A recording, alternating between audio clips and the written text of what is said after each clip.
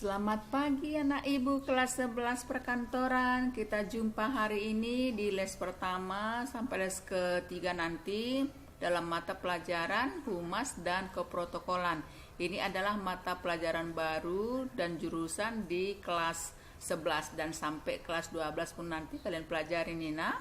Jadi kenapa seorang jurusan administrasi perkantoran harus mempelajari Humas dan Keprotokolan? Karena sesuai dengan jurusannya administrasi memberikan pelayanan, maka tentu harus mempelajari hubungan masyarakat. Humas ya, hubungan masyarakat, karena kita bekerja bukan untuk diri kita sendiri tetapi juga untuk orang lain. Keprotokolan dengan kata dasar protokol. Protokol itu bukan orang tetapi aturan. Hanya saja ada orang yang membawakan atau yang membacakan aturan itu, maka sering kita sebut dengan siapa jadi protokol. Nah, maksudnya siapa yang akan membacakan aturan itu. Itu dia ya. Jadi untuk lebih lanjut di sini ada Ibu munculkan beberapa definisi humas. Definisi humas ini pun ada di dalam buku kita. Ini humas ini berkembang pertama sekali di Amerika ya nak. Di Amerika kebetulan di sana pada zaman itu daerah itu penghasil batu bara, tetapi batu baranya itu tidak laris, tidak laku. Maka ada seseorang yang bertugas menghubungkan perusahaan dengan produk batu bara dengan masyarakat, sehingga batu bara itu menjadi berfungsi, menjadi berguna, laris, dan beruntunglah si perusahaan itu. Mulai dari sanalah muncul hubungan masyarakat, karena ada seseorang ditugaskan untuk mempublikasikan batu bara pada saat itu kepada masyarakat. Nah, si Jeffkins itu mengatakan bahwa humas adalah segala bentuk dari komunikasi. Bentuk komunikasinya mau langsung, mau tatap muka, tidak langsung, mau pakai media, pokoknya segala bentuk komunikasi. Bisa dengan lambang suara, bisa dengan lambang bahasa, bisa dengan lambang-lambang lainnya. Nah, tentu antara suatu organisasi dengan pihak lain tentu ada tujuannya. Mereka komunikasi tentu ada tujuannya. Apa tujuannya? Meraih tujuan-tujuan yang berkaitan dengan kesepahaman yang menguntungkan. Harus menguntungkan kedua belah pihak.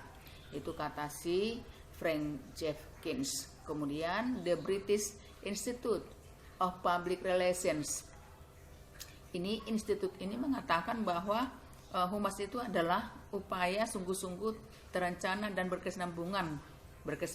Jadi tidak sesaat ya, untuk menciptakan dan membina saling pengertian antara organisasi dan publiknya, maksudnya dengan masyarakatnya. Kemudian ada lagi di sini definisi humas menurut The International Public Relations Association yang disingkat dengan IPRA. Nah, ini si IPRA mengatakan bahwa humas itu adalah manajemen. Manajemen itu kan menata, mengelola. Yang dikelola itu adalah sikap budi. Manusia itu pada umumnya punya sikap, punya budi. Tapi bagaimana sikap dan budinya itu bisa diterapkan, bisa digunakan, bisa diajak untuk bekerja sama dengan komunikasi itu, sehingga nanti bisa mencapai kerjasama yang lebih produktif dan pemenuhan kepentingan bersama yang lebih efisien. Jadi yang jelas humas itu intinya hubungan masyarakat itu dilakukan dengan terencana, berkesinambungan, dan tujuannya untuk mencapai kerjasama yang lebih produktif, menguntungkan kedua belah pihak. Kemudian apa karakteristik atau ciri khas dari suatu humas itu? Nah, karakteristiknya ada upaya komunikasi yang bersifat dua arah, namanya pun hubungannya, jadi tidak sepihak.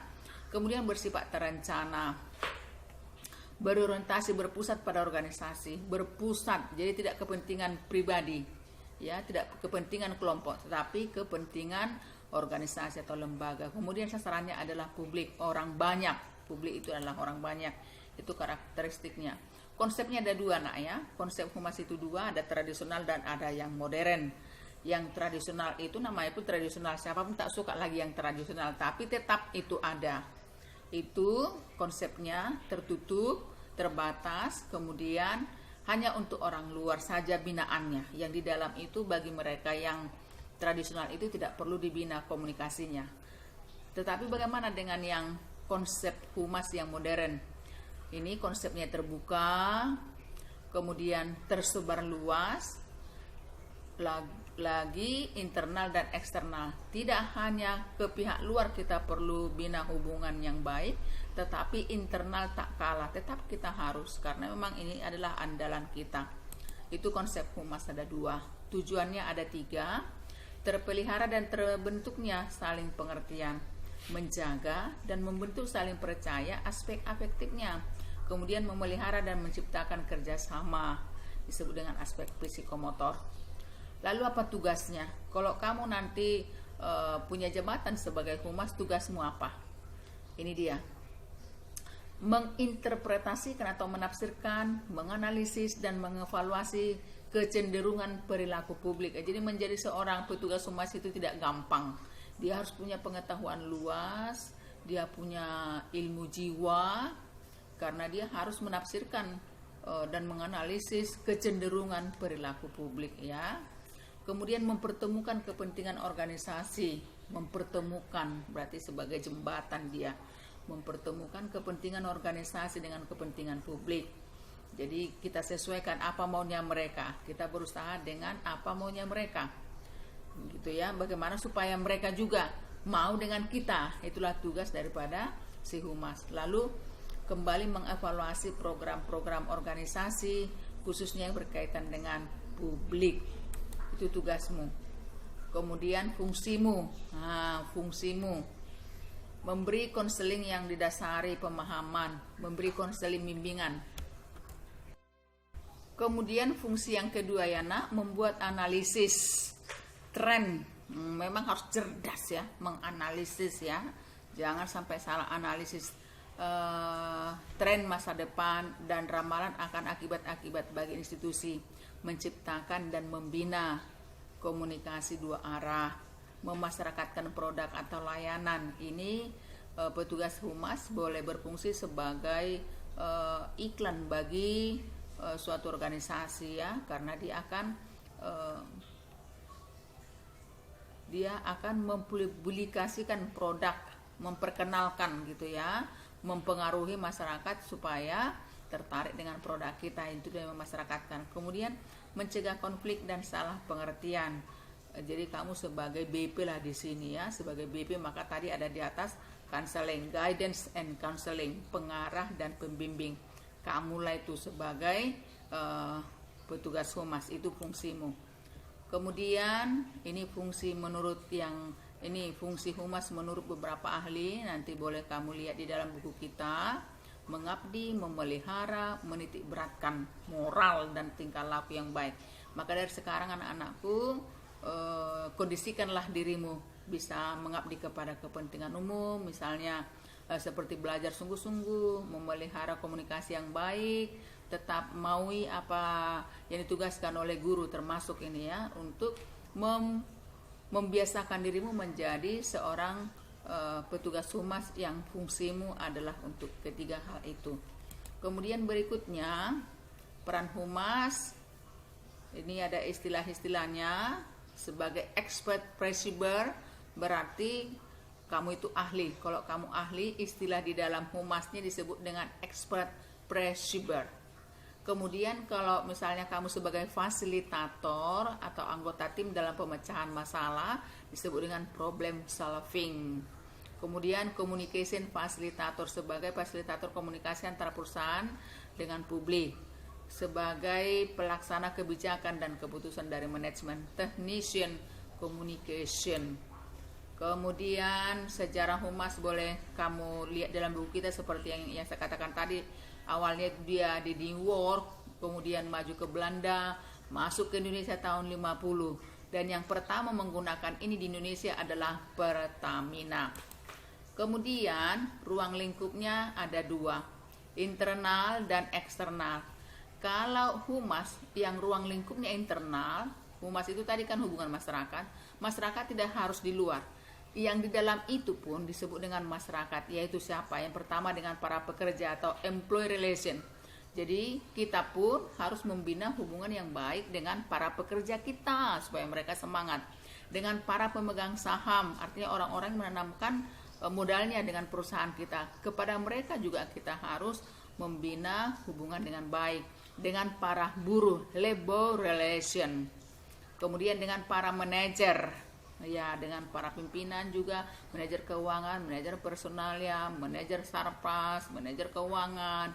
Dengan mereka-mereka ini kita harus bina hubungan dengan baik. Di intern semua ini, pekerja, pemegang saham, buruh, manajer, sesama manusia atau human relation, tidak termasuk di dalamnya ini, tapi ada di lingkungan organisasi kita. Misalnya seperti tukang kantin, seperti security, itu kan internal itu. Tapi juga harus kita bina hubungan yang baik dengan pihak luar. Pihak luar itu atau external public relations siapa saja.